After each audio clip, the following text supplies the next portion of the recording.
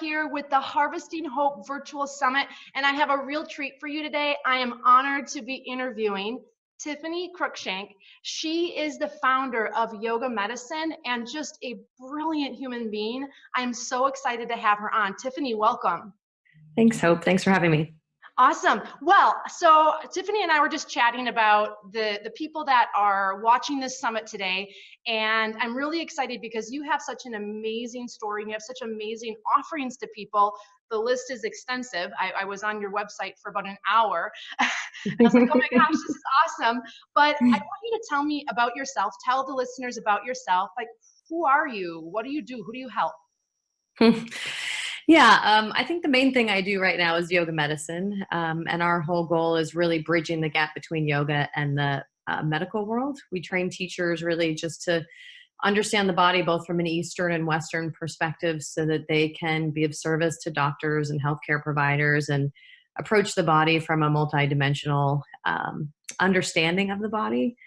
So that's what I love. I mean, my background is in Chinese medicine and a specialty in sports medicine that I've done for a long time now. And that really informs a lot of how I teach our teachers. One of the things I love is what I always say is teaching our teachers to think for themselves, knowing that every person we work with is so different and being able to really adapt the practice to each person rather than having a cookie cutter approach. So yeah, that's a big part of what I do. We also lead courses for doctors and healthcare providers to help them learn how to practice themselves and connect with teachers. And then I have a couple of nonprofits I also run. One is really giving back to the community that's given us, the culture that's given us yoga. We run a shelter in Delhi that rescues women from trafficking and rehabilitates them both with yoga as an empowerment tool, but also vocational skills to empower them to go and look after themselves and their families. And then we have Yoga Medicine Research Institute, our other nonprofit, which is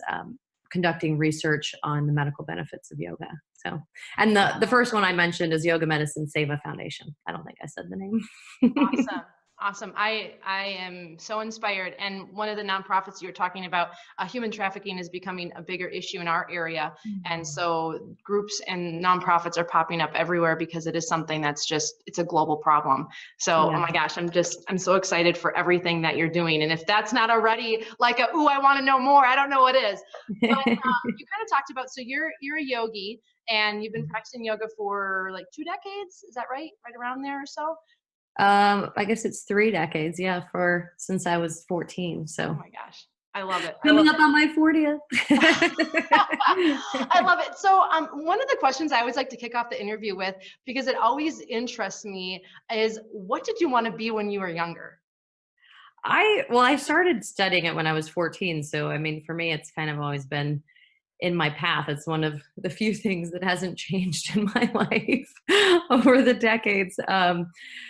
But yeah, I think, it's always, health and wellness has always been what really intrigues me. Learning how to heal ourselves, giving people tools to take care of themselves, inspiring people to step into their lives. And yeah, it's really always been interesting to me. Awesome. Awesome. So whenever I talk to people, I always find that there's always this like struggle, this one point in their life and maybe multiple points where it was like this aha moment and either a switch flipped or it kind of made them turn gears and they found themselves either in a situation that was like, whoa, I need to change things, or inspired them to do what they're doing right now. Did that ever happen to you? Or did you ever have somewhere in your life where it was like, wow, I want to make a big change, or, ooh, how do I deal with this? Well, I think that happens all the time, but I think the biggest one for me was really when I started practicing yoga.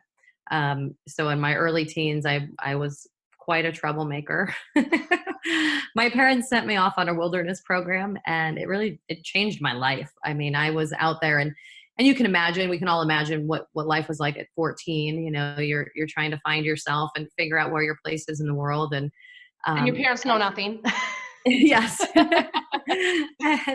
and for me, going out on this wilderness trip and learning how to survive was a big part of that, of learning how to survive in the woods. But then one of the guides on it was a herbalist, and he would take me out on plant walks. And I was just so intrigued by this idea of using plants as medicine and finding ways to heal ourselves in our environment. And so I came back, and at the same time, I kind of just happened to see this little sign that said yoga and a phone number. And eventually I remembered it, and my mom would drive me, and that was it. I think I was always really athletic, so the physicality was really interesting to me, but there's always something more that kind of hooks you. But yeah, who knows? I mean, if I had never gone through that wilderness program, who knows where I would have ended up, and if I hadn't been such a troublemaker.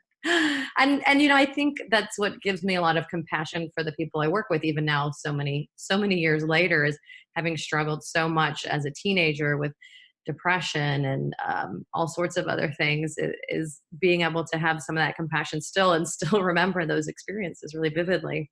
Awesome. You know what really strikes me with that story is you're talking about this little teeny sign that said yoga with a phone number. And sometimes I feel like in life, we're waiting for this grand gesture to happen. Like the sky opens, the sea parts, and someone saves us, or we have this solution. And sometimes it's just something so small that really sparks something inside of us to make us turn a corner or inspire us to call for a yoga class.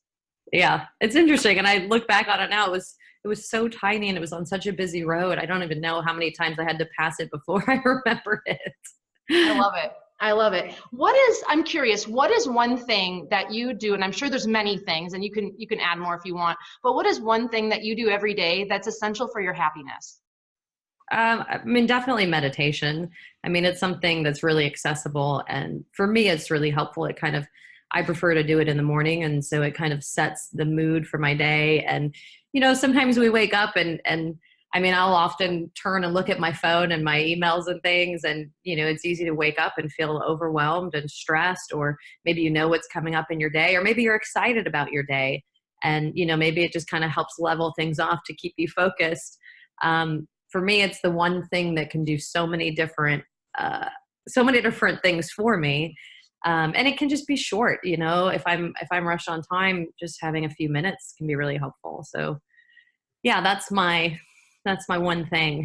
And I'm glad that you touched on the fact that sometimes it's only a few minutes, because I know when I talk to people and I mention meditation, they're either like, oh, I can't sit on the floor, or I don't want to chant, or I don't want to do 20 minutes twice a day, or whatever. And the fact that it's what you make it, and it's the fact that you're setting time to do it, period, that also just counts. Yeah.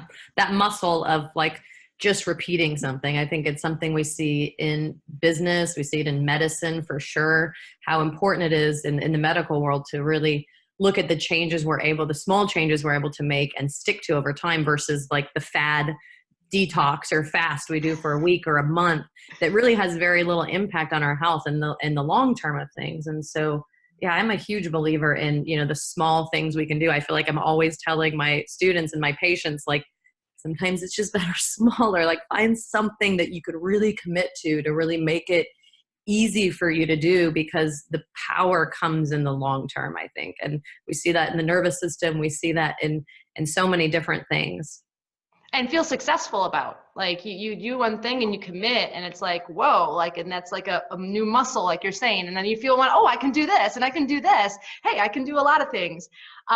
That's great. I am curious, what is your self-care regimen like? Whether it's when you're feeling kind of down physically or mentally, or just a daily self-care, what are some of the things that you are I do this for myself because? Yeah, I mean, I think definitely yoga is my biggest one. And I think the biggest thing for me that's important about that is being open to what that actually means. I think a lot of us, we get on the mat and we feel like we've got to do a certain amount of exercise, or we have to have a certain amount of intensity, or we have to, we get to our mat and we have to do and accomplish something. And for me, what's most important about it is really being truthful with myself and what I need. And knowing the beauty of yoga is that there's so many different tools, not even just in styles or teachers or approaches, but also my mindset of, my purpose of coming to the mat, of what do I actually need from today? Do I need to move? Do I need to relax? Do I need to find focus? Do I need to be creatively inspired? Whatever that might be, there's a million different things. And it's really nice for me to have that tool that I can use. And it could be 10 minutes, it could be 2 hours, it could be intense or relaxed. But that, I would say that, meditation, my morning smoothies, I've done them since like 1998. Yay, smoothies. I love them. I'm a huge believer in that. And I'm like, I travel with them. Everyone always asks me what my secret is to travel, because my body does, I mean, I'm going to be careful here because you never know, but it's definitely my thing for keeping myself, not only having that sustainable nourishment, the fuel for the day, digestion, all sorts of things. And I have my little powders I make with protein and vitamins and things. So morning smoothies are very important to me. I love it. And I'm curious because many years ago, my yoga practice was like, if I didn't practice 2 hours every day, if I didn't walk 5 miles, like I'm talking power walk, shy of like run, like I felt like I was a horrible person. And then I realized that my yoga practice was hurting me and not helping me. And so I had to completely step back and reevaluate my relationship with yoga. And I kind of fell in love with yoga in a whole new way. And so I like that you pointed out some days it's like 10 minutes and some days it's 2 hours. And could you touch on that a little bit more about listening to your body and that it doesn't have to be a certain way? Well, and I think for me too, it's also the cycles of our lives. I know for me in my teens and my 20s, I look back on it now, and my practice really was so much different. You know, it was about discipline and, you know, showing up and going through my practice and, you know, having this thing I did Ashtanga still then. And it was like, it was very nice for me to have that discipline. And if it weren't yoga, it probably would have been something else, but it really gave me that stability in my life. And then somewhere toward the end of my 20s and my early 30s, it just became something that became another thing to do that I had to check off my box, this thing that like was required of me to be enough in the world. And yet it wasn't serving me. It wasn't making me feel better. It wasn't making me show up better for people because I was so rigidly attached to that. And it was really hard. It took me a few years to really, and maybe even longer, to really expand my idea of what the practice should be or could be for me. And I think it's so different for everyone. I mean, that's the beauty of having all these different styles and teachers, is that there really is something for everyone. But again, I think it's really important to be truthful with myself and what do I need? What's my purpose? What's my goal here? What am I trying to create? And I mean, I think there's a place for everything. Sometimes you just need to move. Sometimes you need to be quiet and be still. And I think the hardest part is just knowing those things. And if you're not familiar with yoga, it can be really difficult to know something like, I think the hardest one is the value of the more relaxed practices, like the restorative practices and yin practices and meditation, the more contemplative practices, which we now are starting to find more and more research and scientific basis for why these are so important for us. And sometimes we have to keep reminding ourselves. But the experience is really, I think, what sells those practices. That's awesome. So next question would be, investing in yourself, I feel, is really important. And I know for a lot of people, they feel like, okay, I don't have the money to invest in a personal trainer or take this course or take that class or get this coach or hire that dietitian or whatever it is. What is your thought process or response to maybe some of those people that are like, never invest in themselves, nothing, and yet they're still struggling? And so how do you approach that with clients, or how do you approach that with yourself? Well, I think there's two sides to this. One is that the beauty of it nowadays is that we have so many resources. Back when I started yoga, there was no internet. There was none of that, and you really had to find things, and maybe we appreciated them more then. I don't know. But, nowadays we have the world at our fingertips, and there's so many resources. I think the same thing, though, is a pro and a con. I think it's really easy to be overwhelmed by all of these things. If you're anything like me, you see these things and you're like, I need that, I need that, I need that. And then you get overwhelmed. List is like this long. Yeah, all of these things. And I think it's wonderful if you can attach to and find, one or two of those things that you think will be most important to you and really focus on them, because we know the long term is most important, and try not to get too steered away from that. But sometimes I think it's really about kind of finding your focus and letting one thing really be that powerful thing, and carving away what we don't need. I find myself a lot of times with my patients, sometimes even just saying, reminding them and encouraging them that sometimes less is more too. You know, we have all these things on our list. It's such a common thing now for me to hear students or patients talk about all these things they're doing. And, you know, and then I'm listening to this and my nervous system is getting tense just thinking about keeping track of all of that. You know, at the end of the day, we only have so many hours. We only have so many hours and so much energy that we can devote to all of these things that we want to do. And I think it's really important that we are able to really clearly discern what is important to us and to our experience, and to let go of the rest, so that we can, you know, consider too that, you know, the life that we're choosing with these choices. What is it that I'm choosing by kind of carving things out of my life or directing my focus onto something? Because every moment that I'm choosing to pour time into something, I'm kind of sculpting that experience and that life, both in the present as well as in the future. And yeah, I mean, ultimately we only have so much time. We only have so many years. And so I think it's just important to just consider that. I think that's when you're talking, I'm just thinking about part of the value that I found in yoga that had nothing to do with the asana itself, but rather the making me reevaluate what my body needs. You were talking about that, but kind of like what's important in life versus like the look at how many things I've accomplished or how many things I'm involved in. It's kind of like how many sports can I be in versus what can I do really well. And how can I best serve my community and maybe even myself? So I'm curious, is I kind of follow the philosophy, and we were kind of talking about this before the interview, that, you know, one thing at a time, you know, small bites, get successful at that, feel like you've accomplished something, and then take another one. I'm curious if there was a time in your life, because you talked about this, that you actually started to feel like, wow, this is a really good path. And I'm sure that you often encourage your clients to do the same thing. What would you say to someone that is just like nowhere to turn? You talked about how many different things.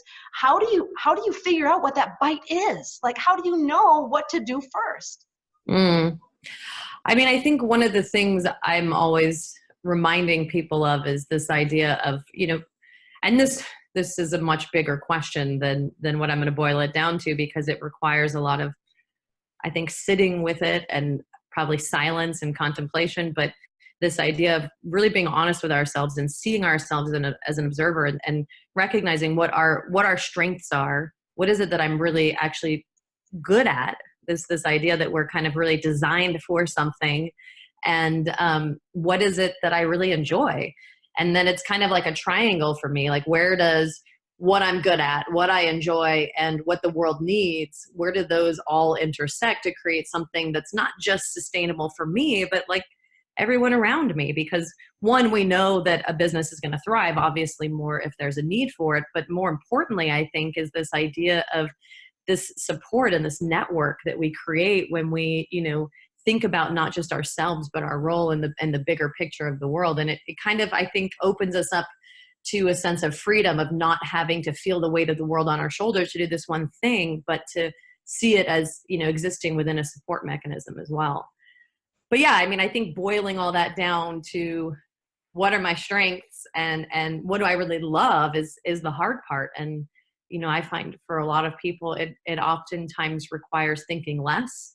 And, you know, I think meditation and introspective practices with less thinking and more, you know, kind of slowing down that process and showing up without expectations to kind of contemplate what that might be.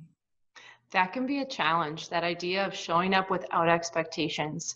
I think with social media, that's such a challenge because we see everyone's kind of sand-sifted life.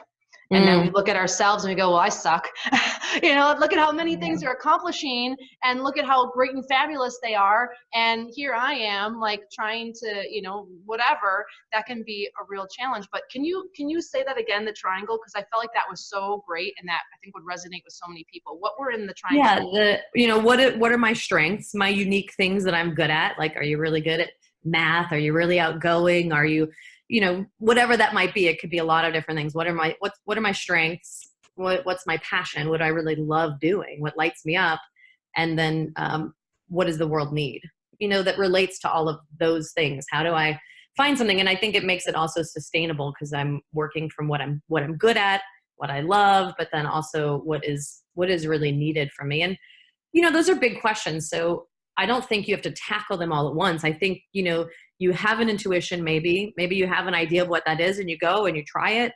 And then, over time it evolves. Most people, those things evolve at least several times over in the course of our lifetime, especially nowadays. People have usually several career changes. And that's okay, but finding something that is meaningful to you. And, I think there's this kind of this rush or this wave now of people feeling like they have to leave their job and have the perfect job. And I don't even necessarily think it means having the perfect job, because we all have something that we do. And maybe that's finding meaning outside of your job. Maybe your job is, something that you're good at as well, that you can pay the bills with. And then maybe there's something else. I always encourage our yoga teachers, they all want to go through our teacher training and then quit their jobs. But that can be tricky too, because now you're making a living on your inspiration, which can affect it.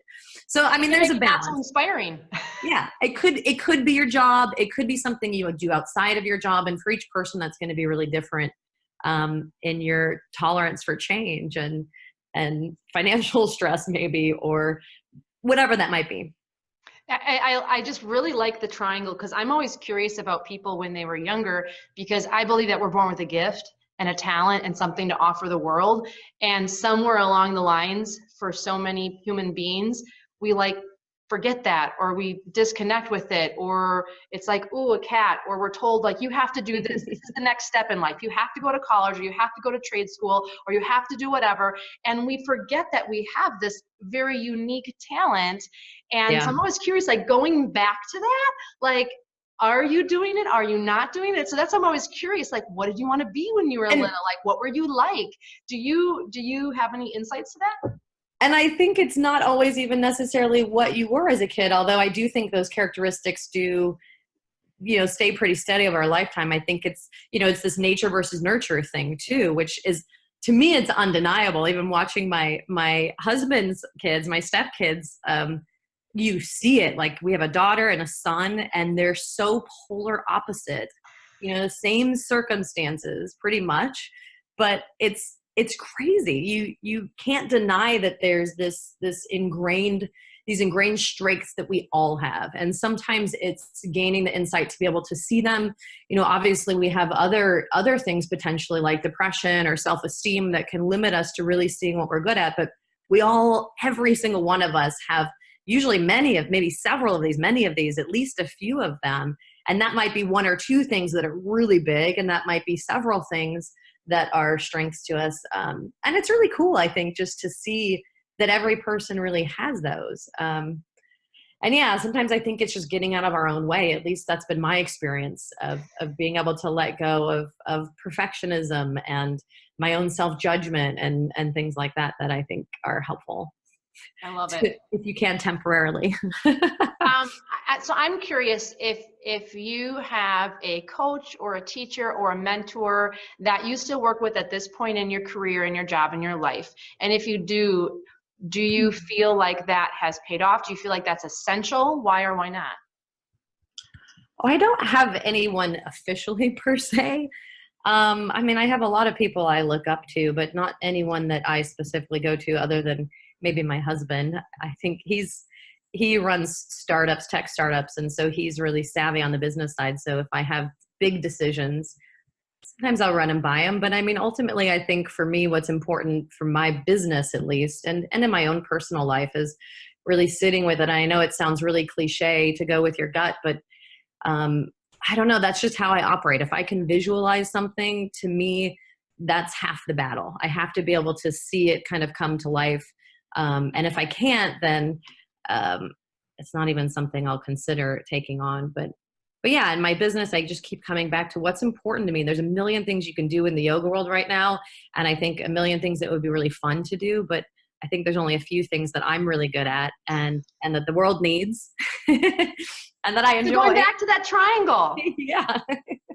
I love it. And I think that's such an important quality right now, that trusting our inside versus, and sometimes it can be helpful to have a guide or a mentor if you really feel lost, but that whole the butterflies in the stomach, that feeling so many of us have spent our lives denying that. And so going back to that place, and again, yoga, meditation, I'll help with that. I'll plug that in there. That is essential. I think they're really important. I just haven't had one personally. I mean, I think it's like anything. It's finding someone you really believe in to connect with. And I've definitely done, like talk therapy. And I think that's been a really helpful part of me clarifying my own purpose as a person.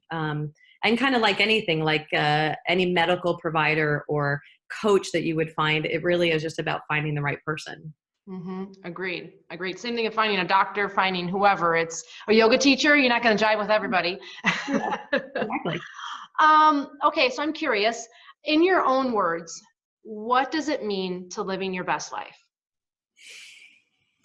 I mean, I think for me personally, the thing I butt up to a lot is perfectionism, and being able to let go of that and embrace the messiness of life has been something that has really helped me personally, letting go of expectations and then allowing myself to enjoy the moments in between, because life never stops. And so there's this illusion, I think, of waiting for this time when we're going to be happier, when things are going to slow down, when the reality is that happiness is in those busy moments. Maybe it's in that moment in between, but it's always there, and I can't wait. And so for me, a big part of it is, letting go of perfectionism, letting go of expectations, and allowing myself to embrace the busyness just as much as the silence, which can also be uncomfortable sometimes. And finding life in the moment. Well, that kind of leads me into curiosity. Do you have a favorite quote or affirmation that you say to yourself, or maybe you have written somewhere, and I know those kind of change with life, but I'm kind of curious, like, what is yours if you have one? I don't know that I have one that comes to mind. I feel like people ask me that a lot. And I think for me, all of it changes so much from day to day, what it is I need in my life, what it is I need to inspire me. I don't know that I have one that stands out. I know there was one on my Facebook page from years and years and years ago that I really liked, that was, spirit is what you create. It's your signature on your soul. It's your stamp on life. And that was one I had on my Facebook page for a long time. And I guess that's the only one that comes to mind. I do think, life is what we make of it. Like, we have this idea that spirit is something that's just inside of us, but it is also something we cultivate and we create. And life is what you make. I love it. Any last words or thoughts or anything for listeners that are tuning in today that maybe are feeling a little lost or a little uncertain about where they're going in life, or just maybe, like they're happy, but they know there's something more out there for them? Any last words for listeners in regards to that? Yeah, I think along the lines of what we said too before, is one of the most important things is just taking one step at a time, and baby steps, or maybe just tiny steps to start with, but finding a way to invest in yourself. We focus so much, I think, on the world around us, and we forget, like the classic analogy of the plane mask, of taking care of yourself so you can show it better for others. And I think one thing we often forget too is this idea of learning to say no, which is a really hard thing in our modern day society. And, there's so much out there. It's easy to get overwhelmed, but I think it's important that we also utilize those resources we have. I think it's really great that we can be able to do yoga online now, and, however long we want, or, wherever we want, that we can do it anywhere. And then just simple practices like paying attention to your breath. I always love this one of having a mindful practice that's tied to the simple things we do every day, like brushing your teeth, or drinking water, anything you do every day. And either it's a moment for you to kind of tune into the breath and just notice it without having to fix it, without having to make it different. But there's a sense of that humanness, for me at least, that awe in the breath, that moment to put things in perspective, or mantras, like you said. I think a mantra that reminds you of what you're working toward is a really important thing. And, I think the last little bits for me that are important are the support system that we have. Who you surround yourself with. And this really powerful self-care act of learning to say, I need help. I think we forget, especially as people trying to accomplish big things or even little things in our lives, we all need help. And for me, the service work is also a really important way of putting things in perspective. And I find it really deepens my commitment to living my own life to the fullest when I step out of my own routine and find ways to help other people around me. So that was a long-winded answer, but no, pick something in there, anything. Yeah, anything no, oh my gosh, you are so inspiring. I want you to quickly share it with people because you have a book. Can you tell us a little bit about that? Well, I have 2 books. The first one is Optimal Health for a Vibrant Life. And that was my, it really was my resource for my patients. It was something that I led over the course of 30 days for many years. And so it's a 30-day, 3-dimensional approach to health and wellness, looking at nutrition, looking at eliminating things, lifestyle changes, yoga, meditation. It's got all sorts of stuff. And then the second is called Meditate Your Weight. And it really is actually about reconsidering how we approach health and how we approach ourselves and our body image and our relationship to weight and health. And it's also a really great introduction to meditation, and just ask some really, I think, thoughtful questions to help us contemplate not only our relationship to health, but our purpose in life and, where we're going. I love it. And now where can people find out more about you and where can they get in touch with you? yogamedicine.com. Everything's on there. They can find our nonprofits on there. They can find our teacher trainings. They can email us, anything they want. And you have a bunch of online courses on there too. So if you're inspired by Tiffany and you feel like you want to work with her more or learn more from her, you have all price points. And it was really, I was like, ooh, that. So I think definitely there's something out there for everyone. And I just want to thank you, Tiffany, so much for the work that you're doing, for being a guiding light, for following your own truth, because you definitely remind me and hopefully remind those that are listening today that no matter how hard it gets in life, to never lose hope. To never lose that point where it's like, I always follow the philosophy, if I'm alive, there's purpose for me. I was near death and I was like, okay, I'm still alive. My daughter passed and I didn't. Like, I'm still alive. There's purpose for me. And you are just such a breath of fresh air for people. And even in the yoga world, I still think that you're a breath of fresh air for them, because there's so much rigidity that can come sometimes from yoga. People can feel overwhelmed. So thank you for the work that you're doing. Thank you for being on here today. For those that of you tuned into this interview, I just want to remind you again that no matter how hard it gets, to never lose hope, to always know that there are opportunities out there for you to live your best life. And today is one of those. Thank you. And if you want some inspiration, they can also practice with me on YogaGlo, GLO. Awesome. And they can just type your name in, right?